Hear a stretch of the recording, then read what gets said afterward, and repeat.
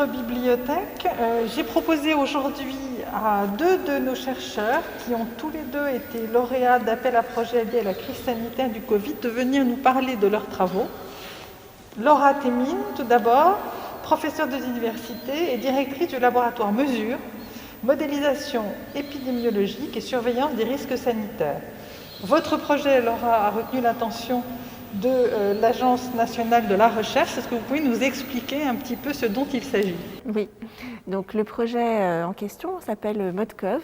Il vise à mieux comprendre la diffusion du SARS-CoV-2 dans les milieux de soins, donc le nouveau coronavirus, dans une perspective d'aider à contrôler le risque encouru pour les personnels d'une part, mais aussi pour les patients qui ne sont pas atteints de la Covid et qui pourraient être contaminés par d'autres patients malades ou par le personnel soignant lui-même. Et donc pour ça, le projet vise à développer des approches de modélisation mathématique.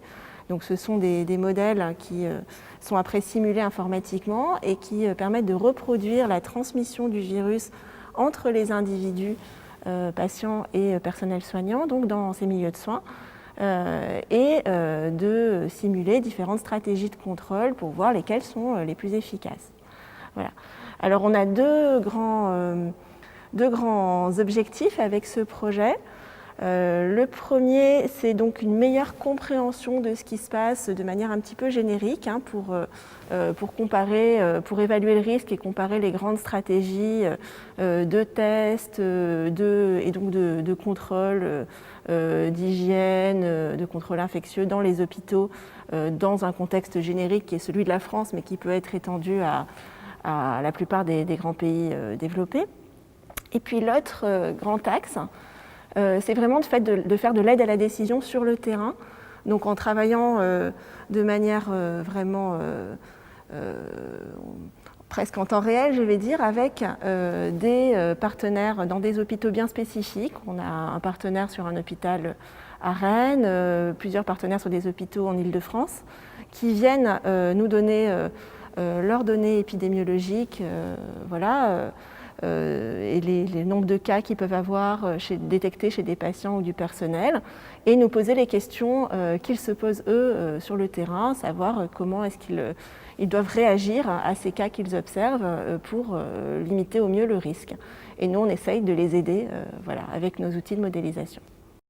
Très bien, écoutez, merci beaucoup pour cette présentation générale des travaux que vous êtes en train de mener et que vous allez mener. À côté de vous, en face de vous, il y a Kevin Jean, merci d'être présent aussi.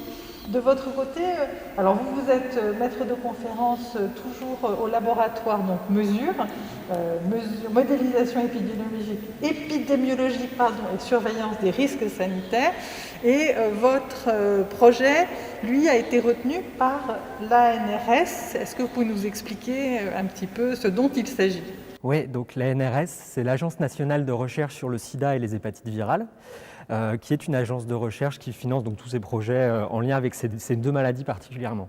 Et au moment où la crise Covid s'est annoncée, l'ANRS, qui a par ailleurs une grosse histoire de recherche avec des pays du Sud, en lien avec l'épidémie de VIH notamment, a proposé à ses chercheurs de reposer sur des collaborations de recherche existantes pour monter des projets de recherche en lien avec le Covid dans les pays du Sud.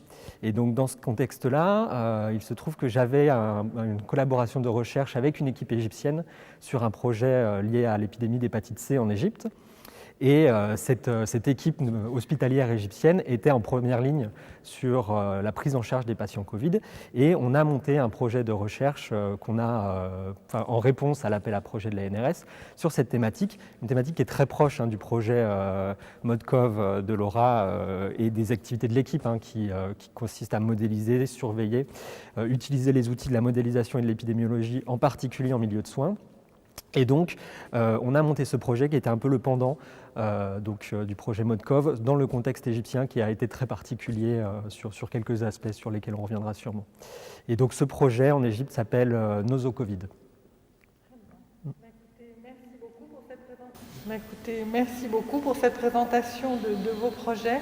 On aura l'occasion de revenir sur les premiers résultats de ces projets très prochainement. Merci beaucoup.